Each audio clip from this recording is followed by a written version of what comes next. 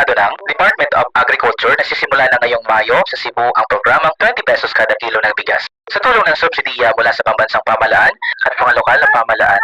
Ayon kay Agriculture Secretary Francisco Chu Laurel Jr., kalahati ng subsidiya ay magmumula sa 4.5 billion contingency fund ni Pangulong Ferdinand Marcos Jr. habang kalahati naman ay sasagutin ng LGUs. Paghahatian ng gobyerno at LGUs ang 13 pesos na subsidy, 650 bawat isa.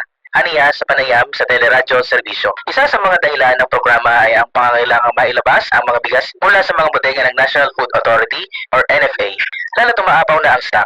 Giit ng kalihim, oo, subsidy ito, pero may totoong pangangailangan. Punong-puno na ang mga warehouse ng NFA kaya kailangang ilabas agad ang bigas. Dagdag pa niya, nandyan ang bigas, bakit pa natin hihintayin matapos ang eleksyon kung marami naman ang nagugutom? Tungkol sa posibilidad na gawing nationwide ang 20 pesos per kilo na bigas, sinabi niyang posible ito depende sa kayang gastusin ng pamahalaan. Inaaral na rin ng DA ang panukalang palawigin ang programa mula 2026 hanggang 2028 para sa 15 milyong kabayan o 51% ng populasyon. Ang pilot testing ng programa ay ipapatupad muna sa mga lugar na may mataas na antas ng kahirapan tulad ng ilang bahagi ng Region 6, 7, 8 at Zamboanga. Susubaybayan ng DA ang unang 3 buwan ng implementasyon upang masuri kung epektibo ito at kung paano ito pinapatupad ng mga LGU. Para sa iba pang kaganapan, tumutok lang sa Trending PH.